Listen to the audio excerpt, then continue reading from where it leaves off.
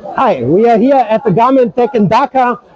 চলুন এক নজরে আমাদের মেশিনগুলো দেখে নিই। সবাই একটু দেখতে থাকুন।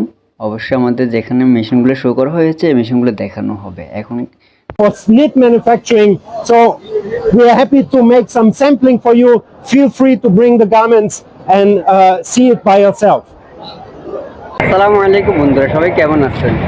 তো আমি এখন আছি ইন্টারন্যাশনাল কনভেনশন সিটি বসুন্ধরা।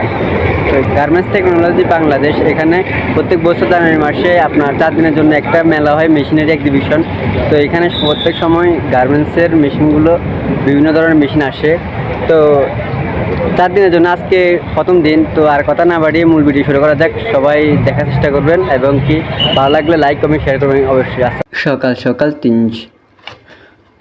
সকাল সকাল অফিস থেকে বের হয়ে 300 ফিটের উদ্দেশ্যে রওনা হলাম। কারণ সবার জানা 14 থেকে 17 জানুয়ারি পর্যন্ত সকাল 11টা থেকে সন্ধ্যা 7টা পর্যন্ত এই মেলা।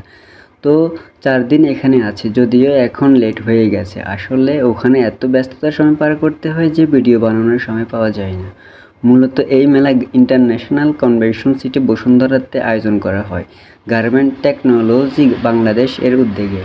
এখানে গার্মেন্ট ইন্ডাস্ট্রির সকল প্রকার মেশিন আসে। বিভিন্ন কোম্পানির মালিক ও বায়ার এসে মেশিন দেখে কার কী মেশিন আছে। এই 4 দিন যেমন কষ্ট তেমনি আনন্দ। যার স্টল থেকে কেউ বিনা প্রয়োজনে বের হয় না, সারাদিন দাঁড়িয়ে থাকতে হয় সিকিউরিটি গার্ডের মতো। কাস্টমার আসলে মেশিন দেখানো, কথা বলা ইত্যাদি। কিন্তু এখানে আনন্দের বিষয় হলো সবাই একসাথে কাজ করি, একজন আরেকজনের সাথে মজা করা আসলে ভালোই লাগে।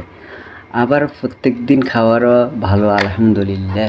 তো এখন যাকে দেখতেছেন উনি হচ্ছেন জার্মানি মিস্টার ড্যানি। মাঝে মধ্যে মেশিন চালানোর কথা বললেন। ভালোই আছে আলহামদুলিল্লাহ, মোটামুটি সবাই ব্যস্ত। আর একটা কথা বলে রাখি, এক্সিবিশনের আগের দিন রাত এবং কি শেষের দিন রাতে মানুষ অনেক ভিড় লাগে, কারণ এখানে ট্রাক, অনেক গাড়ি এবং কি মানুষ মালামাল এগুলো নেওয়ার জন্য অনেক ভিড় হয়। তো এখন কিছু নিজেদের সুনাম করি, কারণ আমাদের অফিসের কলিগ সবাই ফ্রেন্ডলি একজন আরেকজনের সাথে।